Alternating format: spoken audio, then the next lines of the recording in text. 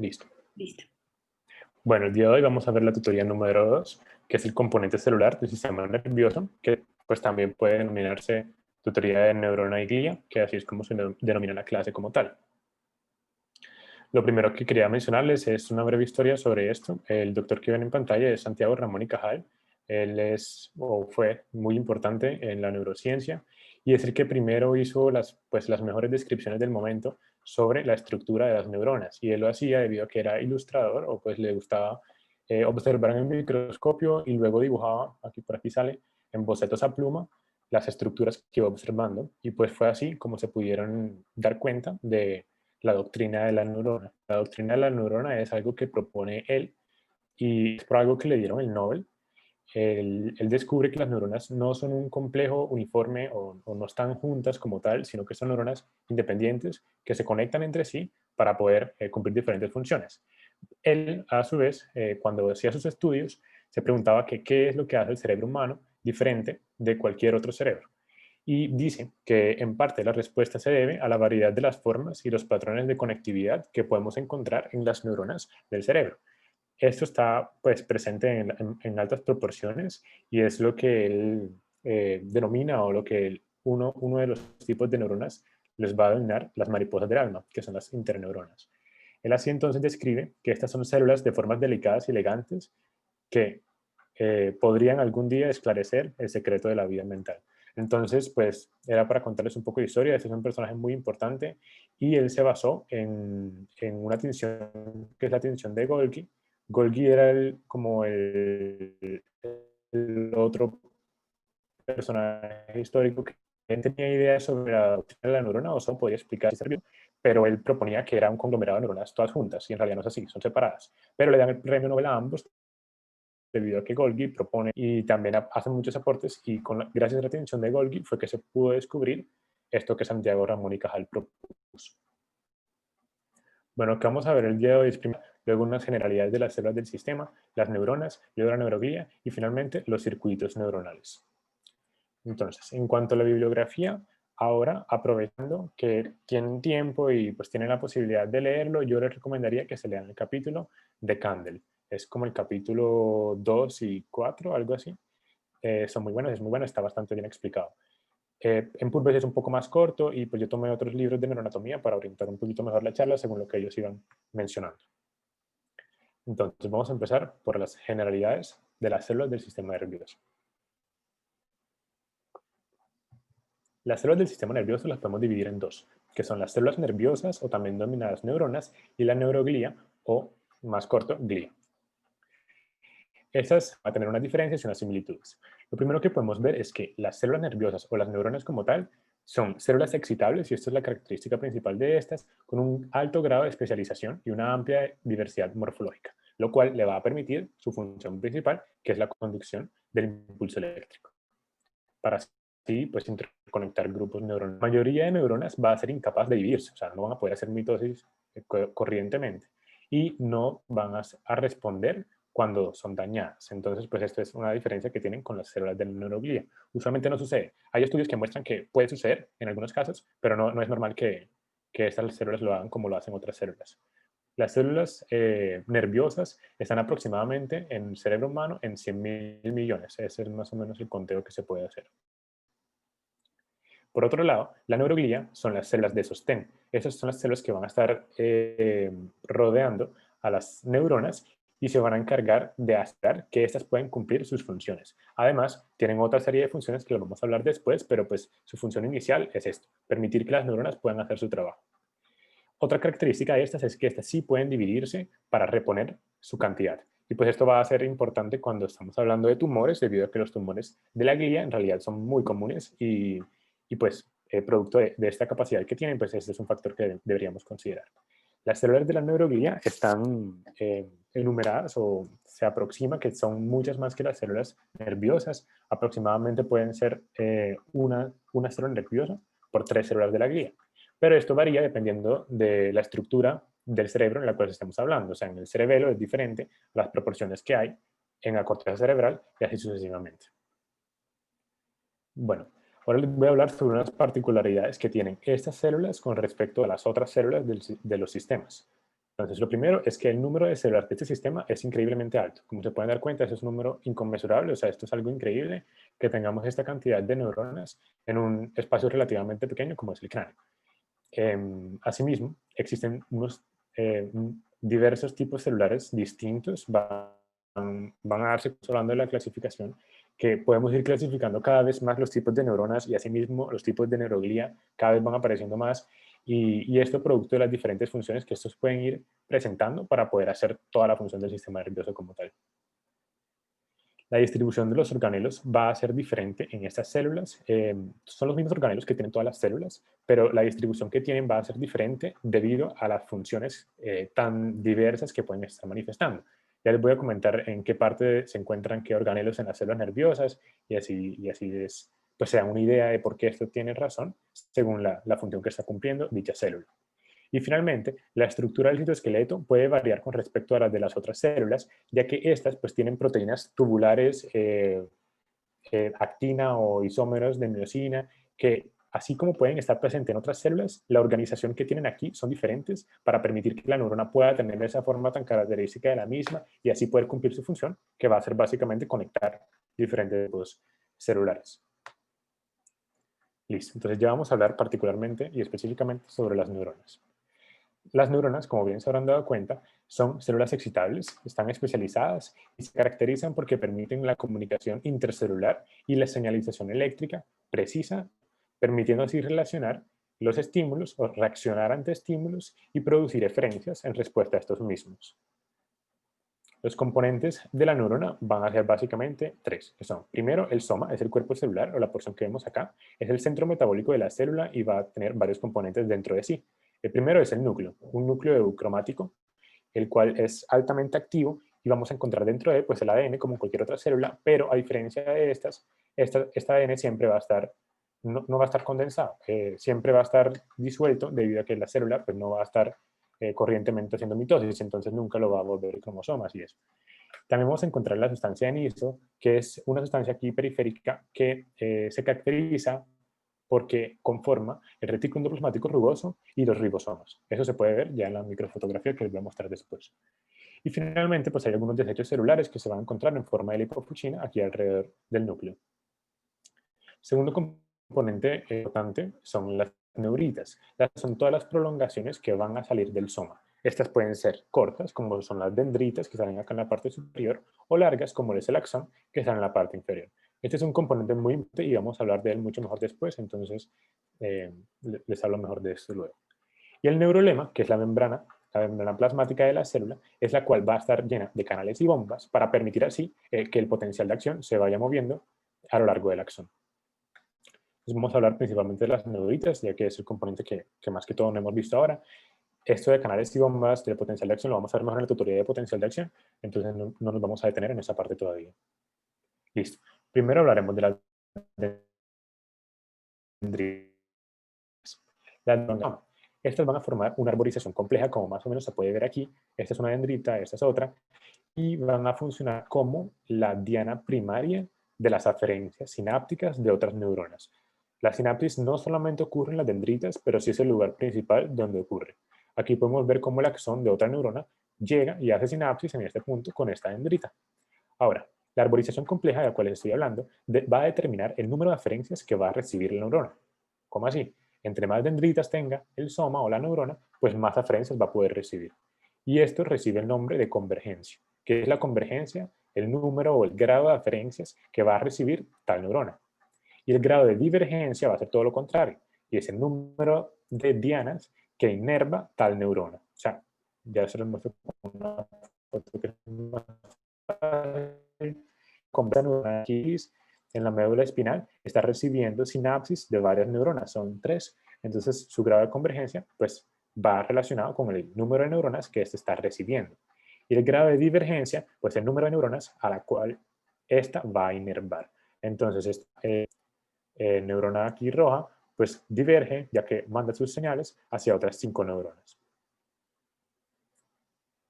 Esta es una microfotografía electrónica en la cual podemos ver, este es el cuerpo de la célula nerviosa, y aquí podemos ver una dendrita. Y todo lo que estaba periféricamente al soma le vamos a denominar esta. Aquí podemos ver también una dendrita. Y esta dendrita que estamos viendo aquí, pues va a recibir estos axones, que es este mismo axón que estamos recibiendo acá, para hacer la sinapsis. En este punto ocurre la sinapsis, acá ocurre otra, este es otro axón, este aquí, entonces ocurre otra sinapsis, y así sucesivamente. Las dendritas reciben múltiples sinapsis de diversas células. Alguien, bueno, no sepa, pero alguien se imagina más o menos cuántas aferencias puede recibir una neurona aproximadamente. Si lo ha leído por ahí en el chat, pues lo voy contando. Pueden ser aproximadamente, pues en promedio serían más o menos 10.000, pero pueden recibir hasta 100.000 aferencias. O sea, una sola neurona puede recibir información hasta 100.000. Y esto ocurre debido a la amplia capacidad que tienen las neuronas para interconectarse entre sí. ¿Cómo lo hacen? Lo hacen mediante la sinapsis. La sinapsis puede ser de dos tipos. El principal, el tipo del que vamos a hablar en mayor medida, es la sinapsis química. La sinapsis química, pues es ese sitio en el que dos neuronas están en estrecha proximidad y producen una comunicación interneural funcional. Pero siempre, entre la mitad de ambas neuronas va a haber una hendidura sináptica, que es un espacio en el cual pues, van a ocurrir muchas cosas, pero lo principal que ocurre es que el neurotransmisor va a viajar. O sea, la primera neurona hace la membrana postsináptica, que va a ser la segunda neurona. Pues teníamos el axón que viajaba hacia la próxima. Y aquí, en este punto, en el axón, el punto final del axón, lo vamos a denominar el botón terminal o la terminación presináptica o terminación axónica. En ese punto, pues la vesícula va a salir con los neurotransmisores, van a viajar a lo largo de la hendidura sináptica, van a actuar sobre los receptores que tenemos en las membranas postsinápticas y así pues se va a, en consecuencia, generar un potencial de acción, en resumidas cuentas. Luego el neurotransmisor pues, se puede devolver, se puede degradar, reciclar, entonces pues, ocurren otra serie de cosas en esa hendidura sináptica, pero lo principal es lo que les había contado antes. Aquí podemos ver una imagen en la cual muestran estas de Purves, en la cual muestran cómo son realmente las partes de este esquema que ilustra un soma y pues con su axón dendritas. Entonces, quiero que vean esa parte. Aquí, como vemos, este en azul es un axón que está yendo a hacer sinapsis con esta dendrita que está aquí morada. Esta imagen la podemos ver mucho mejor en esta esquina acá, en la cual se ve que este es el botón terminal o el axón en su punto final. Todo lo que está dentro son las vesículas llenas de neurotransmisores que van a difundir aquí y van a pasar. Este espacio intersináptico pues no se ve, la hendidura sináptica eso no se ve, y posteriormente llegan a la membrana postsináptica. Dependiendo del grado, el grosor que tenga la membrana presináptica y la membrana postsináptica, le vamos a denominar los tipos de sinapsis. El primer tipo de sinapsis pues, va a ser las sinapsis que son simétricas, que es cuando ambas membranas, tanto la pre como la postsináptica, son iguales, y asimétrica cuando esto no es así. Cuando es asimétrica, usualmente es porque la membrana postsináptica es más gruesa. Y esto sucede usualmente en las conexiones excitatorias, o sea, cuando la neurona es excitatoria. Aquí vemos otra imagen en la cual pues, es muy similar a esta. Esto morado pues, vendría siendo lo que hablamos de la dendrita, que es esta misma parte que se ve aquí más en blanco. Para los neurotransmisores. Lo que ven en negro son los organelos, pues particularmente son mitocondrias, que es lo que más tiene esta porción de la neurona. Aquí vemos otra forma en la que podemos dividir los tipos de sinapsis que hay. El primer tipo de sinapsis del que vamos a hablar es la sinapsis más común que hay y es la axodendrítica. Es en la que veníamos hablando todo este tiempo. Y es en la sinapsis en la cual el axón va a hacer todas estas prolongaciones y va a hacer conexión o va a hacer sinapsis con las dendritas. También puede ser axosomática, que es cuando el axón hace conexión con el soma propiamente, y también puede ser axoaxónica, que es cuando esta neurona saca su axón y hace conexión con el axón de la próxima neurona. Esta es más infrecuente. Y más infrecuente aún, hay una que es dendrodendrítica, que es cuando las dendritas hacen sinapsis con otras dendritas. Aquí les pongo una tabla en la cual dicen como algunas características de estos tipos de sinapsis. La única que quiero que tengan así en cuenta, principalmente en este momento, es que las conexiones axodendríticas, que son las principales, las que más muestran siempre, son principalmente excitatorias. Usualmente, cuando nos ponen esos ejemplos, son neuronas excitatorias. Y cuando son neuronas inhibitorias, generalmente son de este tipo de sinapsis, que son axosomáticas. Aquí podemos ver cómo una neurona puede recibir aferencias de diferentes tipos. Miren que esta es una aferencia axosomática y esta es una aferencia axodendrítica. Listo. Ya vimos todo es química. El otro tipo de sinapsis que hay es la sinapsis eléctrica. La sinapsis eléctrica, a diferencia de la química, sí hace contacto de la membrana presináptica con la membrana postsináptica. ¿De qué manera lo hace? Pues esta es facilitada por unas uniones que tenemos en hendidura con canales que van a vincular los citoplasmas de ambas células, de manera que se pueda conectar eléctricamente, o sea, mediante iones, sin demora. Esta es más rápida que la sinapsis química y bidireccional. A diferencia de la sinapsis química, que es unidireccional, o sea, únicamente pues, podemos mandar neurotransmisores desde la membrana presina hacia la postsináptica, no en viceversa, no tenemos receptores de este otro lado para hacer lo mismo. Y a diferencia de esta, pues la membrana eléctrica sí va a poder hacer esto. La sinapsis eléctrica tiene esta capacidad debido a que esos son unos canales que se encuentran aquí. En esos canales iónicos que hay una continuidad del citoplasma, permitiendo que pasen los axones de este lado, los iones de este lado a este otro, sin demora. Ya terminamos con las dendritas. Ahora vamos a hablar del axón.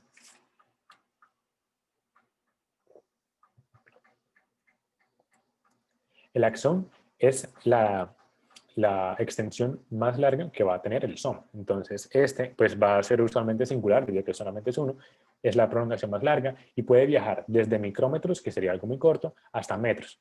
Esto puede ser hasta de 2 metros. Hay unas, pues las que pasan por toda la médula espinal, desde lo más superior del cerebro hasta lo más inferior del pie, pues ellas pueden viajar hasta varios metros.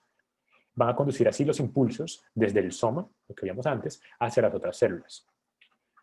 El potencial de acción, y esto es algo que varía según donde lo lean, inicia en la zona gatillo, y la zona gatillo está localizada en el segmento inicial de la acción. Así lo dice Candel, que es este segmento inicial de la acción que vemos en esta parte, pero hay otros libros que dicen que puede surgir desde el cono axónico, que sería como tal del soma. Yo me quedaría con el segmento inicial de la acción, pero pues supongo que hay discusión al respecto. Los axones, como bien les comenté, pues son de diferentes longitudes. Pueden ser axones cortos, axones largos. Cuando tenemos axones cortos, pues un ejemplo de eso son las interneuronas. Las interneuronas o un tipo de estas pueden tener axones cortos. Hay otras interneuronas que tienen axones largos, pero pues estos están muy relacionados. Cuando tenemos una neurona con axón largo, usualmente vamos a denominar que son neuronas de proyección. O sea, se van a proyectar desde algún lado hacia otro y por eso es que tienen esos axones tan largos. Se van a dar cuenta que la estructura de la neurona puede estar relacionada con la función que ésta está desarrollando. Y finalmente, pues en el último extremo del axón, lo que va a haber es una arborización final que va a contener las terminaciones presinápticas que les había mostrado antes. A lo largo del axón, pues ocurren varios tipos de transporte. Ya les había comentado entonces que en este sentido, siempre desde el soma hacia las dendritas, pues va a discurrir el potencial de acción.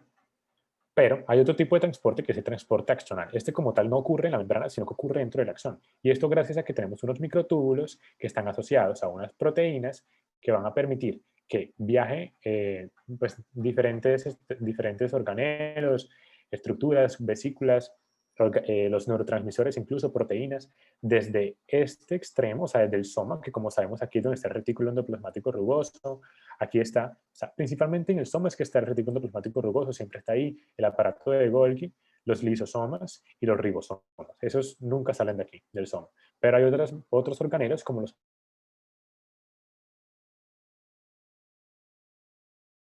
otras estructuras, muchas proteínas, enzimas, las propias vesículas y los neurotransmisores principalmente, pues deben llegar a este extremo. Y esto, pues van a viajar mediante este tipo de flujo que se denomina flujo anterogrado. O sea, el flujo que va desde el soma hacia la terminación axónica se denomina transporte anterogrado. Pero este no es el único transporte que tenemos. También tenemos un transporte retrógrado, que va a ser lo contrario, va a permitir que diversas estructuras viajen desde la terminación axónica hacia el soma. ¿Qué estructuras? Bueno, pueden ser múltiples vesículas, cosas que se vayan a reutilizar. Aquí, por ejemplo, ese es un ejemplo de esto. Múltiples mitocondrias, incluso elementos del retículo endoplasmático y como las señales que ocurran en la periferia que debe tener el núcleo para poder actuar, los factores de transcripción, pues deben poder viajar en este sentido para que podamos sintetizar las proteínas que necesite el resto de la neurona, porque como se acordarán, el axón puede ser muy largo y es imposible que el núcleo siempre sepa lo que está pasando aquí y actúe bien si no sabe lo que está pasando acá. Entonces, por eso debe haber una comunicación bidireccional todo el tiempo. Este transporte lo podemos dividir también en transporte axonal rápido y transporte axonal lento. El transporte axonal rápido usualmente ocurre para transporte de orgánulos membranosos. Entonces aquí tenemos las mitocondrias, vesículas, los elementos del retículo endoplasmático liso y cargadores proteínicos o proteicos de ARN. Este transporte axonal rápido es bidireccional. Puede ocurrir tanto anterogradamente como retrógradamente. Y el transporte axonal lento, pues va a ser principalmente de proteínas citoesqueléticas y citosólicas, o sea, las proteínas que le dan estructura como tal al citoesqueleto. Esto de los microtúbulos y eso, pues va a viajar por transporte axonal lento.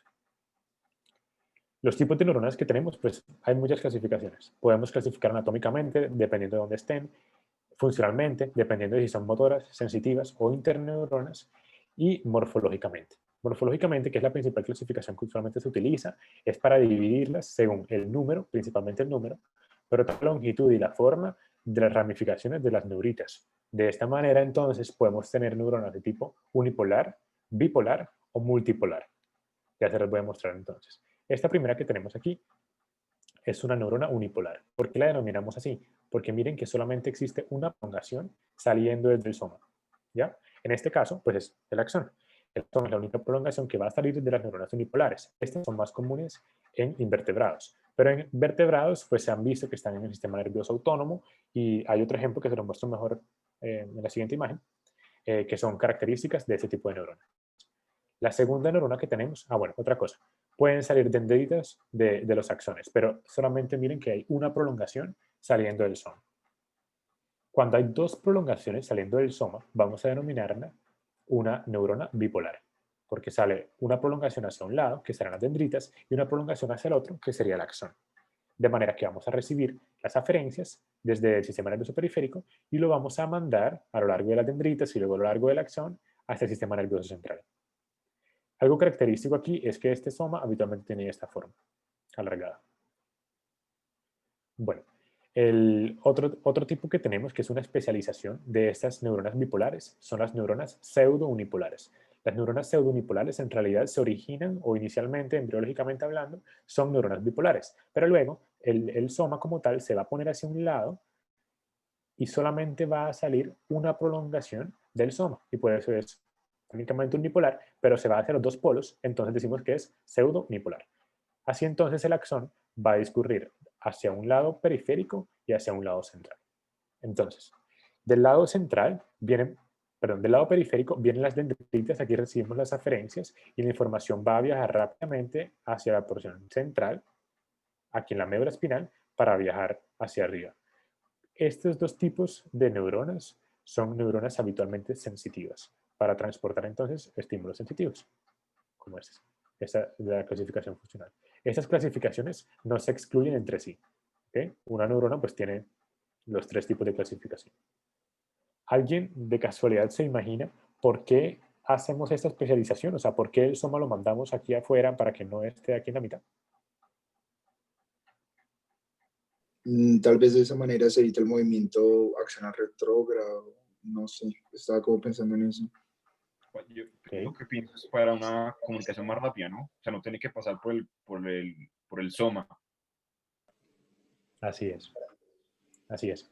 Haciendo esto, permitimos que la velocidad de transmisión sea mucho mayor, ya que no tiene que pasar por el soma, pasa directamente a lo largo del axón. Bueno, después se las muestro mejor en los circuitos.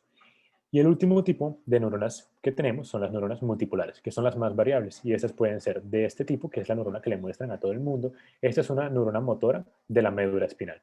La neurona motora de la médula espinal tiene esta característica, que tiene muchas dendritas saliendo alrededor del soma, pero tiene un axón largo que va a discurrir hacia donde tenga que enviar su sinapsis. Así hay otro tipo, que son las neuronas piramidales. Las neuronas piramidales también son muy importantes y estas se encuentran en la corteza y en el hipocampo. Son piramidales porque el soma tiene esta forma triangular. Y al igual que las neuronas de la médula espinal, las neuronas motoras de la médula espinal, también van a tener una serie de dendritas que van a salir en una porción apical, que es esa porción superior, y en una porción basal, que es la base del triángulo.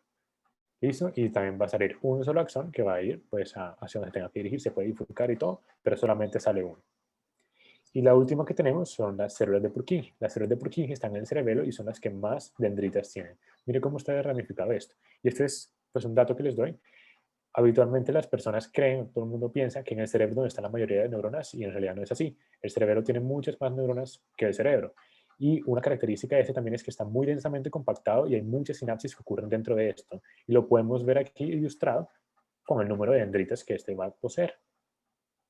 Los otros ejemplos que les había mostrado aquí, sensoriales o sensitivos, eran este, que es de la neurona de la raíz dorsal, el ganglio de la raíz dorsal que habíamos visto ayer, y las neuronas bipolares de la retina. Hay otros ejemplos en esta otra imagen, pues si los quieren revisar, el único que les voy a realizar ahora son estos, que son de las neuronas unipolares que les había comentado antes, que usualmente son de invertebrados. En vertebrados los podemos encontrar en el sistema nervioso autónomo y en las neuronas del núcleo mesencefálico del trigémino. El trigémino tiene varios núcleos. Uno de los núcleos es el núcleo mesencefálico y de ahí pues va a salir el nervio trigémino y una porción de esta pues van a ser neuronas de tipo unipolar. Listo, terminamos con neuronas, ahora vemos neuroglía. La neuroglía inicialmente se había hablado, glia viene de la palabra colbón en griego, y es porque, o pegamento, porque antes se creía que estas lo que hacían era como compactar las neuronas, como permitir que se estuvieran juntas. Pero en realidad se ha descubierto que tienen muchas más neuronas, muchas más funciones, y no solamente pues, son sostén, ¿sí? Estas son algunas de las funciones que tienen, en general son las que se han visto que tiene la neuroglía, es como mantener el medio iónico que tiene en general las neuronas, mejorar la velocidad de propagación que hay entre estas, la captación de neurotransmisores ahí en la hendidura sináptica, permitir el desarrollo neural o el andamiaje para el mismo y la recuperación de la lesión neural. Como les había mencionado antes, recuerden que estas son las únicas, o pues las que principalmente pueden hacer mitosis y dividirse. Entonces, por eso, pues podrían recuperarse a partir de una lesión. Tenemos varios tipos de neuroglía.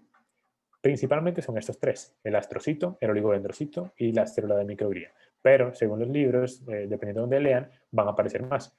El otro es la célula de Schwann y el otro es la célula ependimaria. Solamente les pongo pues la imagen de esos tres, ahora les explico por qué.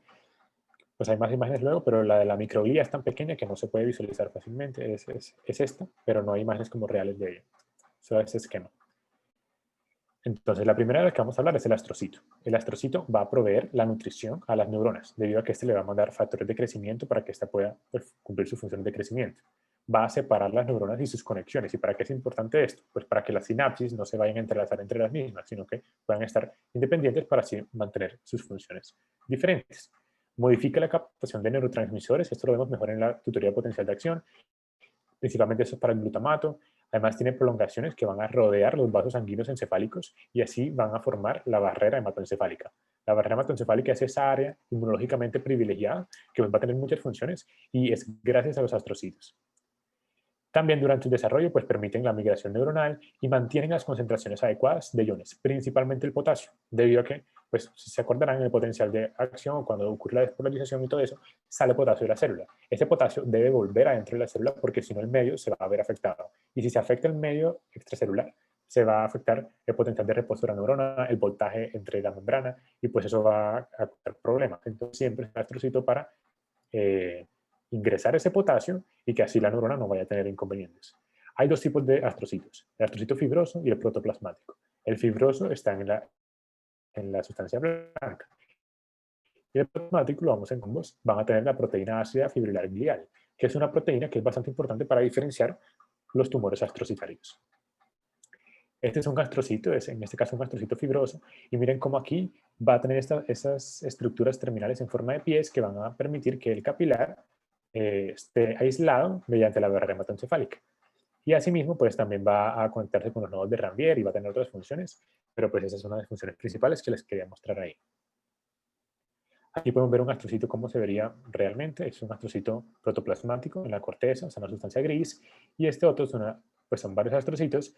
Se llaman astrocitos porque tienen esa estructura así como de estrella, y pues aquí se pueden ver varios que son ya protoplasmáticos, que son ya fibrosos. Listo. El oligodendrocito va a ser una célula exclusivamente del sistema nervioso central que permite el aporte de la mielina para permitir o mejorar el transporte eléctrico en el axón. Entonces, ahorita les muestro cómo se vería mejor en imágenes para que lo puedan dilucidar mejor. Pero lo que quiero que se lleven es que en el sistema nervioso periférico no hay oligodendrocitos. Acá se llaman células de Schwann, que son unas células diferentes que van a tener una función similar. Estas pueden, bien sea, proveer un soporte nutricional y mecánico exclusivamente, o sea, solamente hacer eso, que son esas neuronas que vamos a llamar amielínicas porque no tienen mielina como tal, o pueden aislar, como bien hecho, el axón o segmentos del axón con la mielina. Ahora se los muestro en imágenes que queda más claro. Este sería un oligodendrocito. Miren que el oligodendrocito manda diferentes proyecciones para aislar mediante mielina varios axones al mismo tiempo. O sea, un oligodendrocito es suficiente para varios axones o para varios segmentos de los axones, porque el oligodendrocito como tal no aísla todo el axón, sino segmentos de ese que se llaman segmentos internodales, porque están entre los nodos de Ranvier. Así también se podría ver. Bueno, acá lo veríamos realmente como es un oligodendrocito. Miren que las proyecciones se van y este es un axón 1 y miren cómo se ve así de negro por fuera, es porque está bien mielinizado. Ahora bien, la célula de Schwann, en su diferencia, va a aislar únicamente un fragmento del axón por cada célula de Schwann. Una célula de Schwann no puede aislar con mielina varios axones al mismo tiempo. Le toca de uno en uno. Pero sí puede conectarse con varios axones al mismo tiempo, pero no aislándolos mielínicamente. O sea, miren, por ejemplo, esta S es de célula de Schwann. Entonces, la célula de Schwann puede aislar, no aislar, sino recubrir. Esto es un nervio, este es otro, pero miren que no es tan negro así como estos otros que podemos ver acá, y es porque como son varios al tiempo, este no le puede recubrir totalmente con su membrana como lo hacía antes. Entonces, eso solamente le va a dar protección, pero no lo va a aislar con mielina. Para aislarlo con la mielina tiene que dedicarse exclusivamente a tal axón. Entonces miren que la célula de Schwann aquí únicamente aísla un axón o una porción de ese axón. Listo.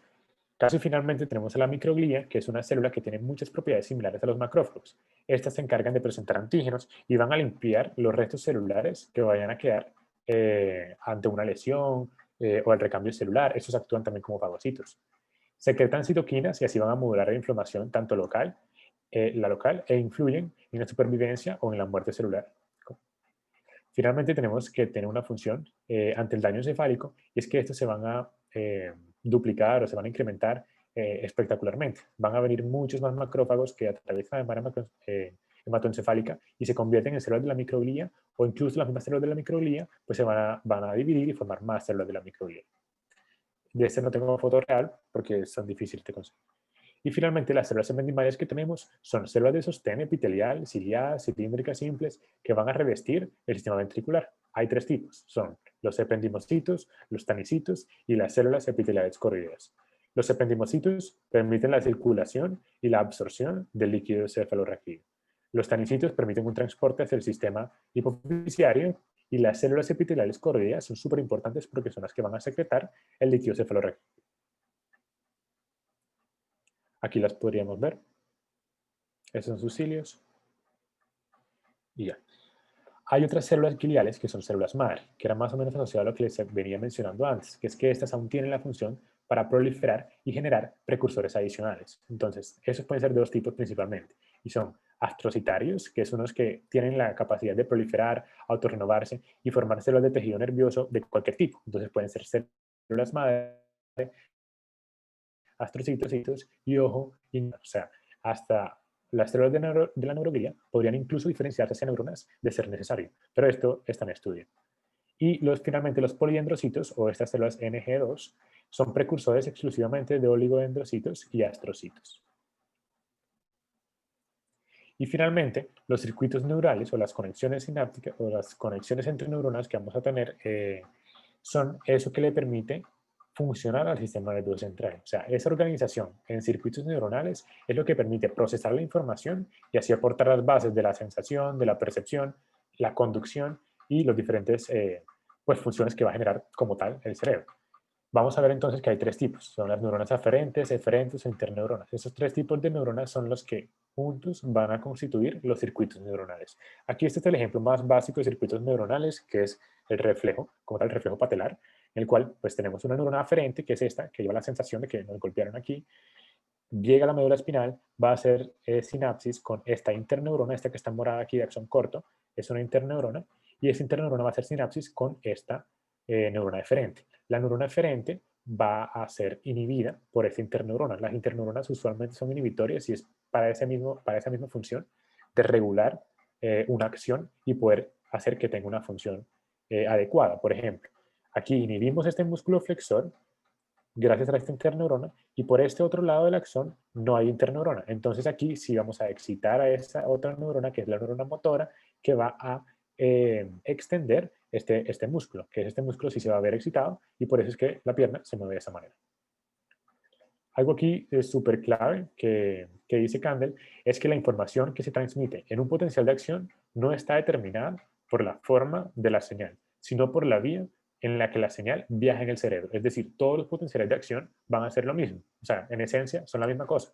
Pero el cerebro interpreta de manera diferente la información que va a recibir dependiendo del circuito neuronal que le esté arrojando esa información. O sea, los potenciales de acción que voy a desarrollar cuando huelo son lo mismo que voy a desarrollar cuando me tocan o cuando veo, ¿sí? Son potenciales de acción idénticos. Pero el cerebro sabe que está recibiendo una información diferente según el circuito neuronal del que va a proceder.